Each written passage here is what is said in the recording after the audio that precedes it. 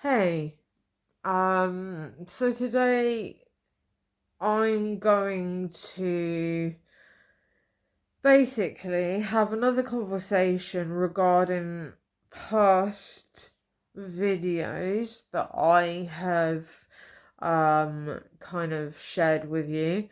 And that's, if you watch to do with life and death, whether you believe in the above or below or not at all. You know, I felt this needed to be addressed as well. So, obviously, you guys, out there, you have your own opinions. You can be skeptical, you can say what you will. I don't know. You can do whatever the fuck you want. But having said that, I also mentioned to you that by in life, by actually say, I don't know, doing something that revolves, say, maybe killing someone, or just something very traumatic and just illegally unprohibited. Um, there's always a consequence. Always a consequence. Now, I said also that life and death run parallel, which they absolutely unequivocally do. And, there's other things in this world, and again, at least there'll be one thing in any human being in the race, in the future, whoever's born from the past, that there'll be an event in their life that takes place that they will not be able to explain, whether they're skeptic or not. But let me give you a different way of thinking. Now, if you take Ghost Adventures, for example, I'm not gonna lie to you, I used to watch them because Zach Baggins is a big girl. If I'm being honest. He may appear brazen at times, but actually, he's made things worse for, say, owners, or even people in their homes when he's taunting whatever it may be within the home, and he's not always helping them. And see, the thing is, there's lots of different things, um, you know, and it doesn't stop. And obviously, there's been now, I mean, when I originally actually started watching Ghost Hunters, because Ghost Hunters was actually before Ghost Adventures. And I thought it was interesting. But again, actual stories of human beings across the globe that have experienced this, that, or that, whatever. It's one of those notions where you just, some people will just turn their head the other way, and they even made a show called Celebrity Ghost Stories just so you could potentially have your eyes opened and not feel quite alone. But there are things in life that we don't have control over, but there are also things in life we do. And as long as you believe in yourself, nothing can touch you. And I've said that again as well in my prayer. And the reason I'm kind of speaking about this topic is because actually, you know, there's a lot of traumatically haunted ground in America alone, let alone anyone else in the fucking world. And I think potentially what actually happened was that, you know, the natives were, in my eyes, I thought they were very beautiful people, very strong-willed, very hard-working, very dedicated to their tribes. And obviously we go over there, fucking kill them, and take the land. Now, there's been a few things, you know, obviously that I've questioned, but due to my experience, I do know that nothing can touch you unless you allow it to. So when, say, Ghost Adventures are going to these places and that have been shut down or tried to be refurbished and blah blah blah, it's not a joke, you know. At the end of the day, it's not that hard to keep an open mind, because it isn't, you know. If you want to continue moving forward in life, then the same would apply in death. But, you know, doing things to certain people can trigger residual hauntings, not just intelligent ones. And it's true what they say. Walls do speak, you know? But in America, you have some of the most haunted places in the world. And what that brings me back to is that the natives, you know, I'm a peacekeeper. I don't believe in war or weaponry and such. So when it got to the point that you guys, whoever it was, came over and shot them all, killed them all, took the land for themselves, you actually created a war without knowing so. You know, these natives, I believe, should be very, very respected. You know, they weren't dangerous. They, like I say, they were committed to the lives that they had, and they made it work. And now, you know, if you think about today, I mean, look at people. People think that, oh, you know, I don't know, I want to, like, have a tan, you know, and I'm not even gonna lie to you. There was this one incident where I was working and I served a customer. This was a few years back. And she goes, "Oh my God," and she was young. She went, "Oh my God, how did you get your tan so even?" And because I didn't want to lose my job, I was like, this is my skin colour? And she went, "Oh." So there are lots of things out there, you know. I don't understand, with racism being the way it is, that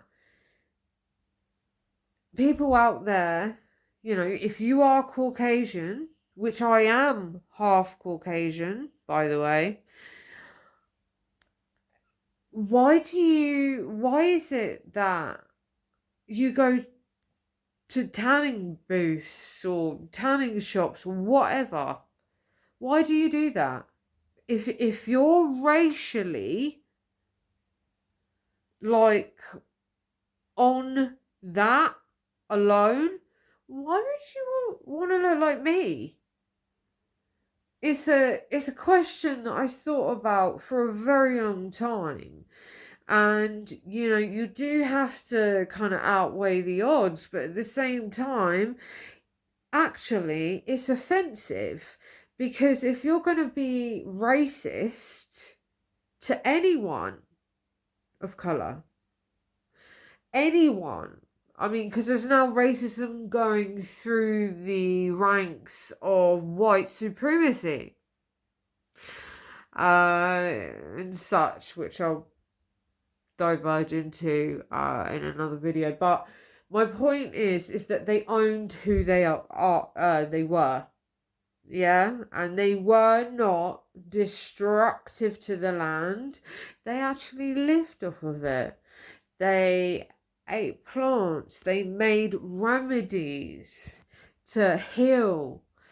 They also were that powerful and believed in their tribe so much that they actually left an imprint. And I believe to this day, this is why America, a lot of the ground in America, is cursed. Or you could say is haunted. I use the word cursed because Skinwalkers are another ethical kind of being that actually, you know, if you will, was in place after the natives were taken out.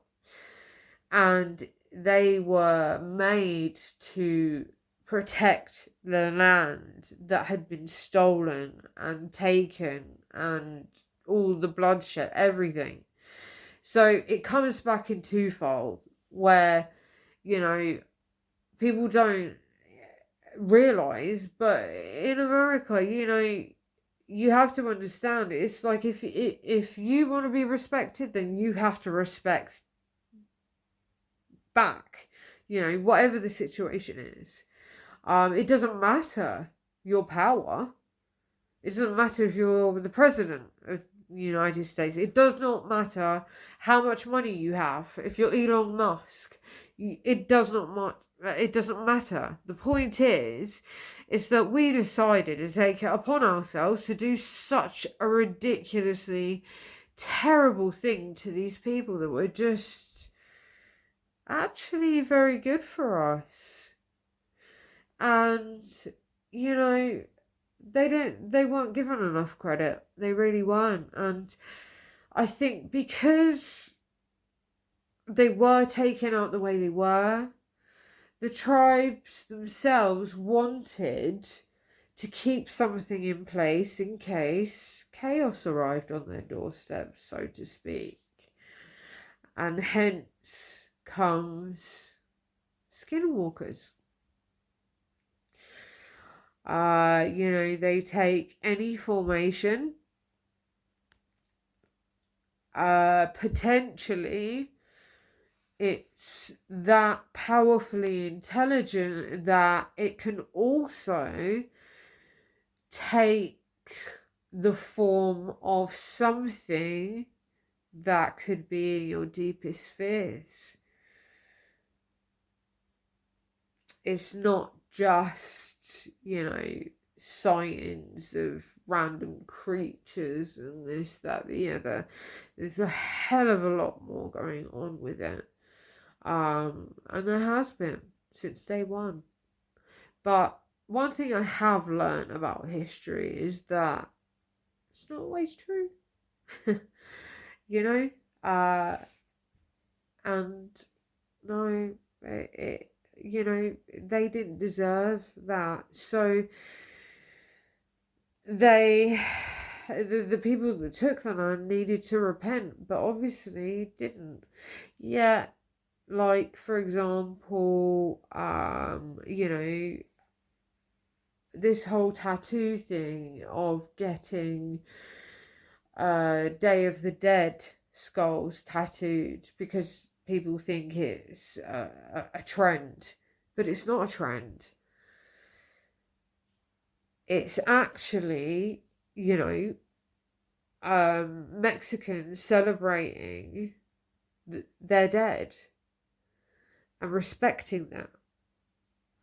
And I do not think by any means, with the way I respect individuals, because you can't just like go off on kind of random shit and say, oh yeah, but they did it because of this, or you know, whatever, I did it because I like to pick. No, it actually is something that has quite a consequence to it. I'm not even from there. My bloodlines, presumably not anywhere near, but my tattoos, not I wouldn't dare get Day of the Dead, because again, it's another thing in which you can get something to approach you. Whether you thought it through or you didn't, there's always a consequence for whatever takes place. And I know that very well. And, you know, in my eyes, the natives were a beacon of hope. And, you know, it goes into other things like leadership and that. They were so peaceful. But that is why the majority of your land in America is, in fact, cursed or haunted or both. You know, so you can't really be ignorant on that matter. That is a fact.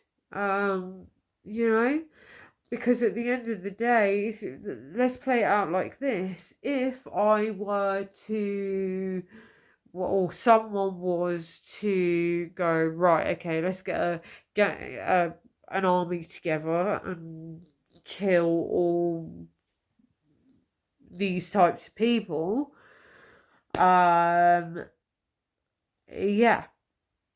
it don't just end there. People think that which you're entitled to, you believe what you're entitled to, but nothing just ends. There's always remnants of things that are left behind.